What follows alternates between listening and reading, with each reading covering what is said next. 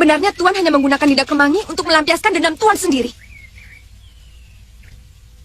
Dan kalian, kenapa ikut-ikutan balelo? Hah? Kenapa?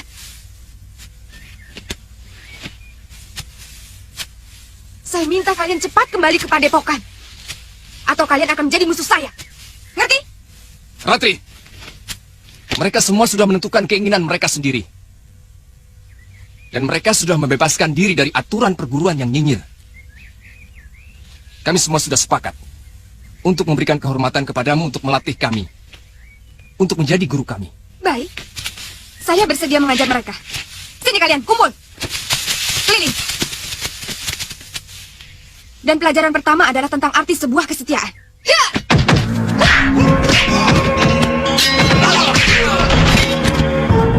Murid yang tidak setia adalah pengkhianat yang paling busuk. Dan pengkhianat sangat tidak pantas diberi kesempatan untuk hidup. Kalian bisa berkhianat pada perguruan, maka kalian pun pasti akan mudah mengkhianati saya.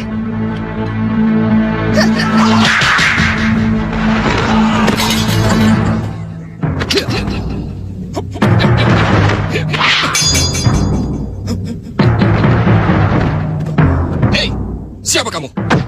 Ini urusan antar murid perguruan. Kamu tidak berhak untuk ikut campur. Tidak pantas seorang ksatria melakukan kelicikan seperti itu, Pangeran. Dan hanya seorang pengecut yang menggunakan pasir beracun untuk menyerang lawannya.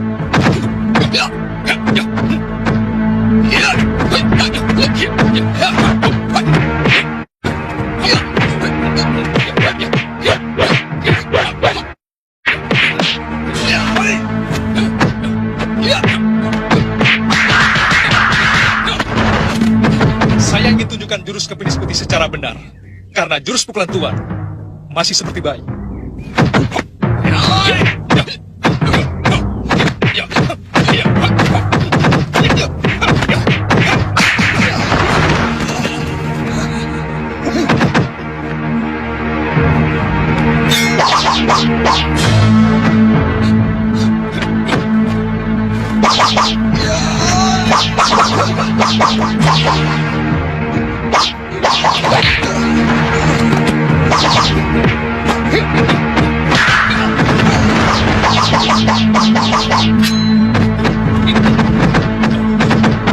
Cukup, Kakang.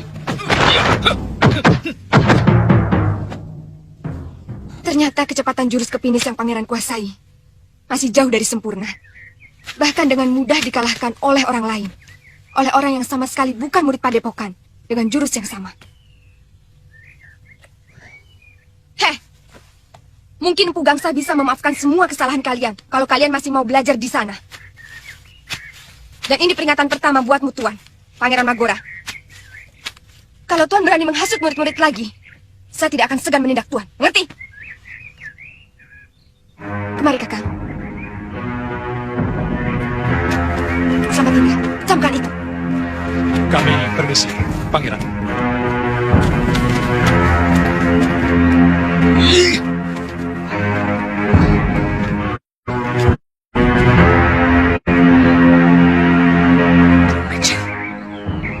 Benar-benar aneh.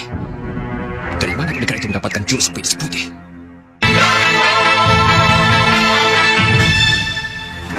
Kakang mampu memainkan jurus kepinis menyerang elang jauh lebih cepat dari murid utama perguruan kepinis putih sendiri. Saya mampu meniru jurus apapun, selagi masih bersifat kanuragan, Ratri. Tapi hanya orang yang memiliki ilmu dasendria yang mampu melakukan itu. Dari mana kamu tahu? Eyang Guru sangat mengagumi Pangeran Suryapati yang menciptakan ilmu dasendria itu. Oh, iya. Saya belajar dari Empu Masura. Dan Empu Masura adalah putra dari Pangeran Suryapati. Cucu muridnya. Pantas. Oh iya. Dalam setiap perguruan, sering terjadi ada murid yang balelo. Murid Padepokan Sugalu juga? Iya. Istri muda Pangeran Suryapati. Ibu tiri Empu Masura. Namanya Durgandini. Eyang Suryapati menceraikan dia karena tidak patuh pada aturan perguruan. Jadi, Durgandini menggunakan ilmunya untuk kejahatan? Iya, sebenarnya dia hanya mengumbar nafsunya untuk menaklukkan pendekar-pendekar lain di muka bumi ini.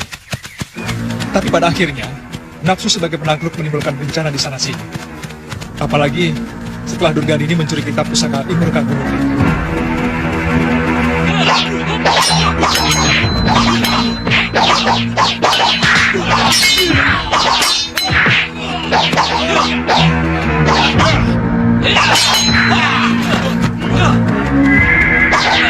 Berhenti! Hei, apa kesalahan orang ini? Dia menerobos pintu gerbang, Tuan. Benar, Tuan. Kami suruh berhenti, dia malah memacu kudanya. Dia pasti pengacau, Tuan. Hei, siapa kamu? Saya murid Padepokan Jagat Saksana. Mau mencari Tuan Aditya. Saya disuruh menyampaikan surat oleh Wiku Upadita, guru beliau. Oh, lain kali kalau masuk negeri orang harus ikut aturan. Minta izin baik-baik, ya? Mohon maaf, Tuan. Hei, Paduk, antar dia.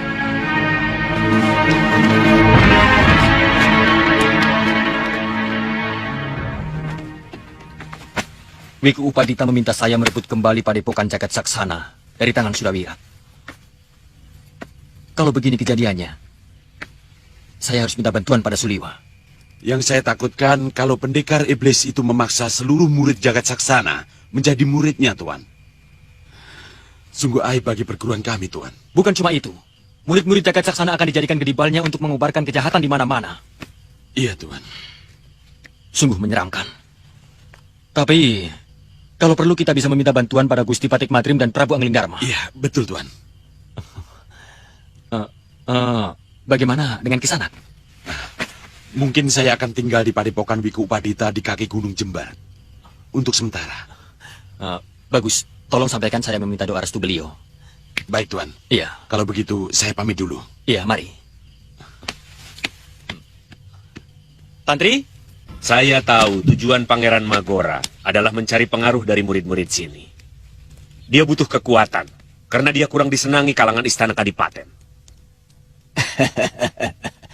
Dari mana kamu dengar lokawacana itu, Gangsa? Apa itu bukan berita yang masih merupakan desas-desus? Ini berita resmi.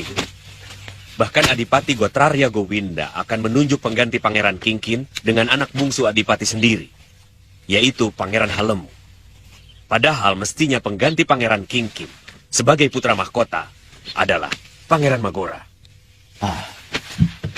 Dari mana kamu dapat berita itu? Saya pernah dipanggil Gusti Adipati, Guru. Aku minta perguruan Kepines Putih tidak ikut ribut-ribut kalau terjadi sesuatu di Kadipaten. Meskipun Magora adalah murid padepokanmu. Maaf, Gusti Adipati. Sebenarnya apa yang terjadi? Terus terang, aku kurang menyukai watak Pangeran Magora yang ugal-ugalan dan pemarah. Untuk menggantikanku menjadi adipati, aku lebih memilih Pangeran Halemu. Pangeran Halemu lebih pantas untuk menjadi pemimpin. Wataknya penyabar dan segala sesuatu yang dia lakukan selalu melalui pertimbangan yang matang. Pasti keputusan itu akan menimbulkan gejolak. Kemungkinan terburuk adalah kemarahan Magora yang bisa saja ia menimbulkan semacam pemberontakan. Yang aku cemaskan kalau dia menghasut murid-murid padepokan Kepines Putih, Gangsa. Berita itu mungkin sudah tercium oleh Pangeran Magora dan membuatnya kesal. Lalu dia berusaha untuk mendapatkan dukungan dari luar Kedaton. Ternyata dia berhasil mempengaruhi sebagian murid kita. Selanjutnya mungkin mau merebut kekuasaan. Saya masih memberi kesempatan kepada murid yang balelo itu untuk kembali, Paman Guru. Kalau mereka tetap tidak mau, berarti mereka berniat lepas dari aturan perguruan kita. Eyang, punggungnya mau saya pijit. Bisa. Jangan salah. Kalau Tuan Suliwa itu sudah saya pijit, dia bisa tidur pulas. Kenapa ya? Sampai-sampai sang adipati mengalihkan tahtanya dari Pangeran Magora. Begini, watak itu bahkan lebih keras dari baja. Watak digowo ngurek. Watak itu akan dibawa sampai ke liang kubur. Adipati Gowinda mencemaskan nasib rakyat. Kalau sampai kadipaten dipimpin pangeran yang pikirannya pendek dan mudah mengobrol amarah. Betul itu. Seorang pemimpin yang pemarah bisa dengan gampang mengeluarkan perintah yang didasari pikiran sesaat, tidak jernih, terkadang kacau. Dan sebuah keputusan yang kacau bisa saja membuat rakyat Girisa Dersha menderita berkepanjangan. Bagaimana kalau Pangeran Magora memimpin pemberontakan melawan Adipati dan Pangeran Halemu, Paman? Itulah yang sangat saya cemaskan. Kalau sampai terjadi, bagaimana sikap Padepokan Kepinis Putih sendiri, Eyang?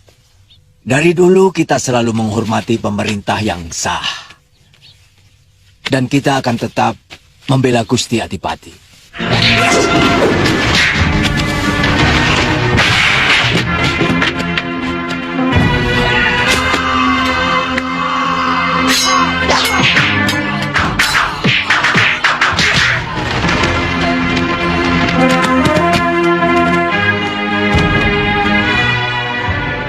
Lihat, siapa yang berani mengkhianati aku akan mengalami nasib yang sama seperti Dira dan Rakta. Dira menjalin hubungan dengan si Pai, murid utama Jagat Saksana yang tidak mau menuruti aturan kita. Sedangkan Rakta berani menentang perintahku. Siapa di antara kalian yang mau mencoba? Siapa?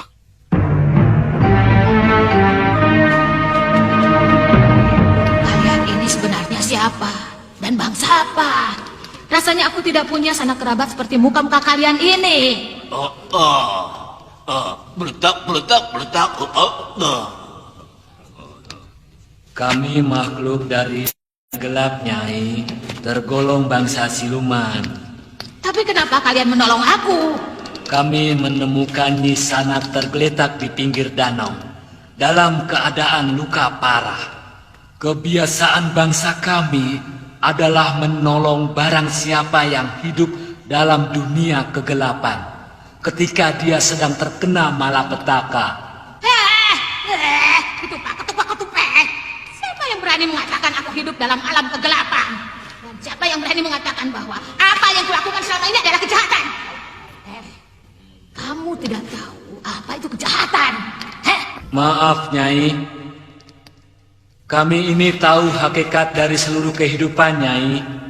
Bahwa kejahatan dan kebaikan itu cuma masalah dari mana kita melihatnya, Nyai. Bukankah begitu, Nyai? Apa salahnya pendapat seperti itu? Itulah pandanganku tentang kebaikan dan keburukan.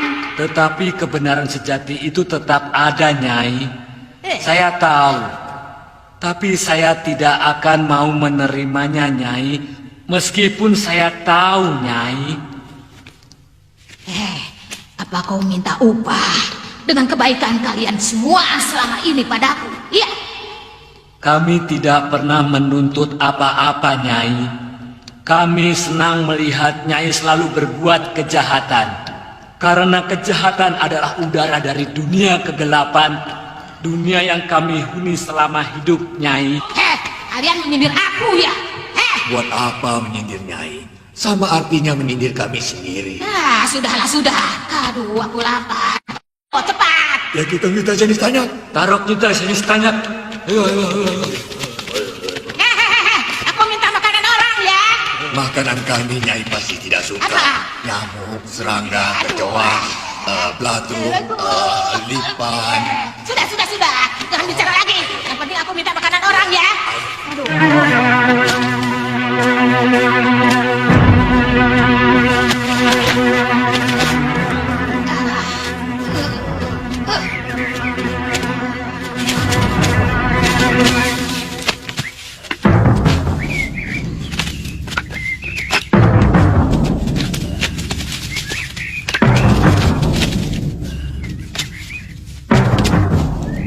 Silakan, Nyai. Ya. Dari mana makanan sebanyak ini, Danyang? Kami memasak sendiri, Nyai. Bagaimana mungkin bisa begitu cepat? Waktu di alam kami jauh lebih cepat dari waktu di alam manusia, Nyai. Wah, tapi aku tidak mengerti maksudmu, Danyang. 1 hari di alam manusia sama dengan 40 hari di alam kami. Itu kenapa wajah kami cepat tua. Kalau diperhitungkan di alam Nyai, umur kami baru 2 atau 3 tahun, Nyai. Silakan, Nyai. Ya. Suruh pergi dulu anak buahmu itu. Aku bisa tidak selera makan melihat muka-muka mereka. Baik, Nyai. Gunyang. Apa yang kamu dengar memang tidak salah, anakku. Aku memang berniat mengangkat Halemu sebagai penggantiku. Bukankah lazimnya seorang calon pengganti adipati yang meninggal adalah adiknya, Romo? Betul. Apa kamu pikir Halemu bukan adik Kingkin? Tidak ada keharusan untuk menggantikan kedudukan secara urut kacang. Romo, apa sebenarnya salah saya, Romo? Kenapa selama ini Romo memperlakukan saya secara tidak adil? Kenapa, Romo? Kenapa? Banyak. Belum menjadi pangeran adipati, kamu sudah membuat kesalahan yang besar dengan memusuhi Batik Madrim. Padahal kekuatan Malwapati nyaris tidak ada tandingannya. Dan kamu sebagai pemimpin tidak baik memperbanyak musuh. Apa tidak boleh hamba menaruh dendam pada pembunuh kandra Pangeran Kingkin? Pikiranmu tidak jernih. Kamu hanya mengikuti hawa nafsu secara membabi buta. Kadipaten ini akan cepat hancur kalau diperintah dengan cara berpikir seperti itu.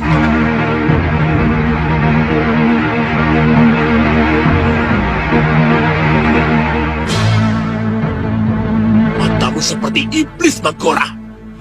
Tunduk!